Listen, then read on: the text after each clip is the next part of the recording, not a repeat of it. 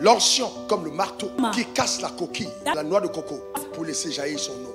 En fait, ce que les gens voient de toi, c'est la carapace. Mais il y a quelque chose de grand dedans. Il y a quelque chose de juteux dedans.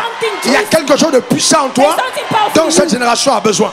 Aussi longtemps que tu n'as pas de rêve, tu n'es pas une cible de Satan. Satan ne s'attaque pas à toi. Ce n'est pas ton mariage qui l'intéresse. Ce n'est pas tes petits sommes en banque qui l'intéressent. Ce qui l'intéresse, c'est le rêve que tu portes. C'est ce que tu peux accomplir avec l'onction. C'est ce qu'il a peur. C'est pas la personne.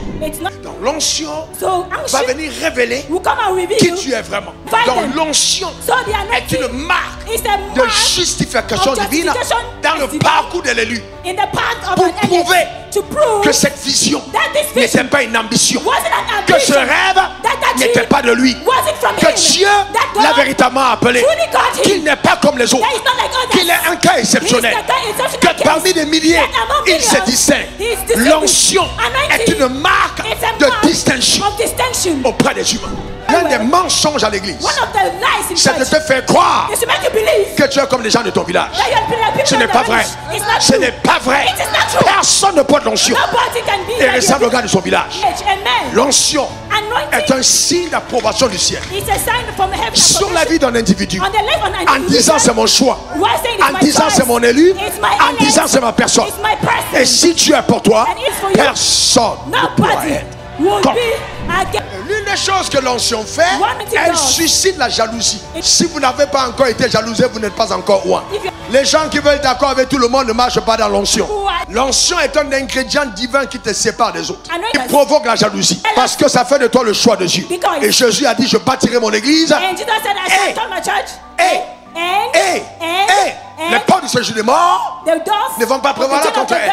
Chaque fois que Dieu te choisit, l'enfer s'attaque à toi. Un homme qui n'a pas d'attaque n'a pas de rêve de Dieu. Quand l'onction est sur toi, tu deviens l'objet des attaques. Mais ce séminaire, je vais te montrer comment faire pour tenir ferme. Tenir ferme. L'onction met sur toi une exigence. Le drame d'aujourd'hui, c'est qu'on a beaucoup de ministres de Dieu qui n'ont pas fait leur preuve. On a beaucoup de pasteurs, très peu qui ont fait leur preuve. La Bible dit, tel fut le premier miracle de Jésus qui révéla sa gloire. Mais si Marie a dit, faites tout ce qu'il vous dira, c'est parce que Jésus avait l'habitude de faire des miracles. S'il n'avait pas l'habitude de faire des miracles, jamais sa mère ne l'aurait recommandé. Jamais de la vie. Elle dit, faites tout ce qu'il vous dira. J'appelle ça la manifestation de l'onction de cuisine. C'est-à-dire que l'onction qui fonctionne est une onction que toi-même tu as approuvé, que tu as testé, qui a marché dans ta vie avant de commencer à agir publiquement. Il ne faut jamais sortir de ta maison tant que ton père spirituel n'a pas encore vu des choses étranges. C'est pourquoi des gens meurent tôt sans avoir atteint la maturation de la croissance dans l'onction. Aimer l'onction plus que l'argent. Je ne fais pas l'œuvre de Dieu avec l'argent. Je fais l'œuvre de Dieu avec l'onction. Le fait d'être sous quelqu'un, c'est le moment crucial pour que l'onction se mature. Parce que si tu rates ce temps-là, il y a des pasteurs qui prennent la dîme dans leur poche dans les maisons des gens, alors qu'ils sont dans l'église avec les gens et ils ne sont pas pasteurs. C'est une malédiction. C'est une malédiction. Vous êtes en train de consommer les fruits de votre gloire claire.